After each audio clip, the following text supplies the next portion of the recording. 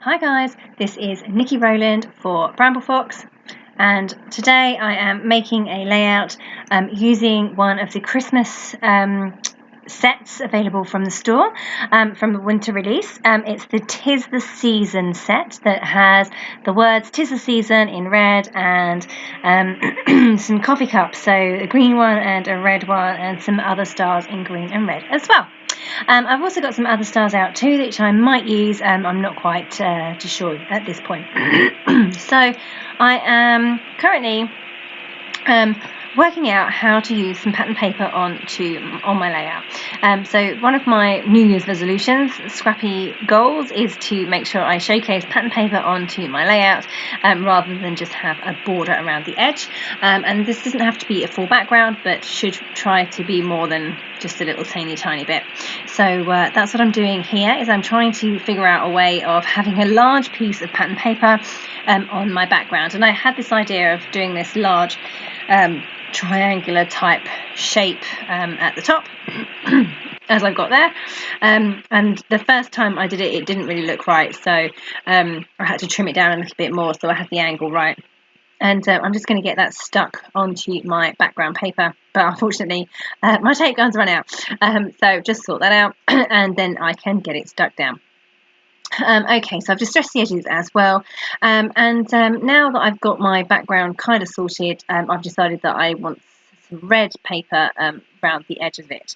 So I kind of wish I'd thought about this before I stuck it all down, but you know, these things happen, and I can normally make things work. I can normally shove things under layers and work it that way. I never put my tape too close to the edge because I do regularly try to add extra layers under things that I have already stuck in place.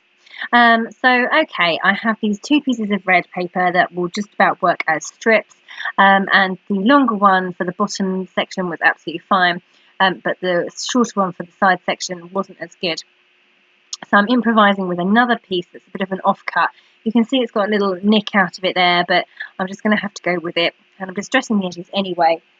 So I'm not too concerned about what it's going to look like. I'm also kind of figuring that I might end up covering up that section. I think I actually don't in the end, but it looks fine. It really does look fine. So I'm just getting it kind of tucked into place, and then I'm trimming it down, and you can still see the join at the bottom corner, but I'm not overly worried about it. I can stick it down, and I can either cover it up with something, or I can put something over it, or I can, to be honest, I don't even need to worry about it because it looks fine. Okay, so now I'm going to arrange my photos. So I've got 4 photos, and I'm debating whether I only use 3 because the 'Tis the Season is quite wide. It's about the width of my photos, so effectively it can be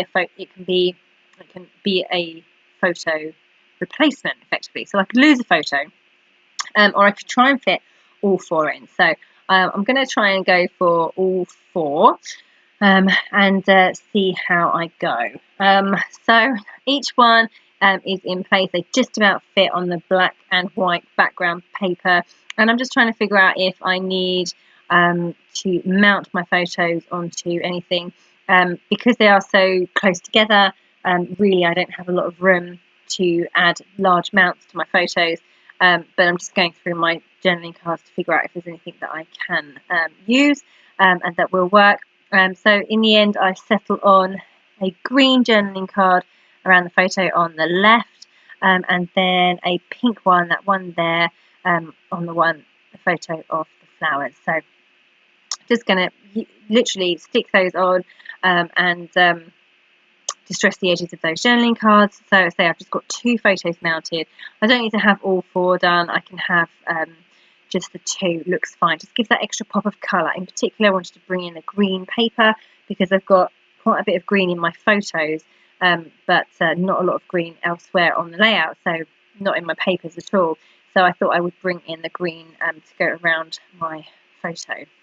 So that works well. I'm just trying to work out, say, photo placement exactly, because I'm a bit worried about where the 'Tis the Season is going to sit, but I'm just going to go for it, stick them down, then I can always move them around if I need to, if things don't look quite right. So the photo with the journaling card around it, the one of the flowers, is going to sit on top of those other 2, so it's going to overlap slightly those other 2, and then that's that they fit really well actually. So just trying to work out where my perspective coffee cups are going to go, and I've settled on the green one and the red one. I was thinking, do I lose the green one or do I use both? I decided that I would use both. And then of course I've got the stars as well, of which I really want to get used to. And I pulled out the blue frosted star there. That's from one of the different set. I think it's Fancy Stars, I think. I don't think it's a festive one. I think it's from Fancy Stars. Oh, it might be from the Festive Stars. No, I don't think it is. I'm pretty sure it's from Fancy Stars. But anyway, it's a random one that I've had left over for a while. So this colour scheme worked really well. I liked the frosted blue look on the layout, even though it doesn't really appear anywhere else on the layout. But it just went. It went really nicely. So I want to leave quite a bit of white space at the bottom, just because I've got a big area of pattern paper at the top, so I would like some white space at the bottom to balance that, and therefore I'm just working out what ephemera and embellishments I can use and where I'm going to put them, because I don't want to put loads in the bottom white section, because I do want to leave it white. I'm having to work out if I can fit it in between my photos, and obviously my photos are quite close together, so I just say trying to work out what I can fit in where. So all the ephemera that I need to use has to be quite small, so I've gone for a cute little cat with reindeer ears, antlers, not ears, and a couple of little Christmas trees, and over on the right hand side I've got a cupcake and another couple of Christmas tree stickers and a flower. Then I've got a car as well at the bottom there. Excuse me. And that's really cute. It's got presents on the roof, and I wasn't sure it was going to work because it is quite big, and so I was trying to keep my embellishments fairly small, but it works really well. I love how it looks there actually. It looks fab, very Christmassy and cool. So that's going to stay exactly where it is. And I'm just building a couple of bows. So I did the red striped one, and then there's a pink one with the stars on it. They're just going to go above the photo, and then I've got a speech bubble that says it's Christmas that I'm putting above the photo of me, like I'm saying it, even though it's pretty obvious. And just keeping going, working out what I can put where. And now I'm sticking down my embellishments, my perspectives with glossy accents to get those in place. All the stars are going to be stuck down, the bows. The bows are a bit tricky. They come apart really easily, so I normally have to put something weighty on top of them to hold them in place while the glue sets. But yeah, still adding my stars. I've just realised that some of my ephemera is not stuck down yet, so I'm just going to sort that out quickly and get my "'Tis the Season" perspective stuck in place as well. So that's going to overlap my photo slightly because it's quite big, and obviously the perspectives are not at all flexible. They don't have any flex to them at all. It was where the background paper had warped ever so slightly, or a slight bend in it. It wasn't sticking completely flat, so that's why I've put something heavy in my punch on top of that "'Tis the Season," just to kind of hold it down for a few minutes until the glue has bonded slightly. So coming in now with a little cup of hot chocolate ephemera, very, very cute. Really wanted to use it on here because it's all about sweet treats, and couldn't find anywhere to put it, but I've just about managed to tuck it in there above the car and with the Christmas tree. Adding a few little label stickers now, so I've got sweet treats above the coffee cup. I'm just added my favourite things banner in blue down the bottom by the car, and I've just added something sweet above the photo of me.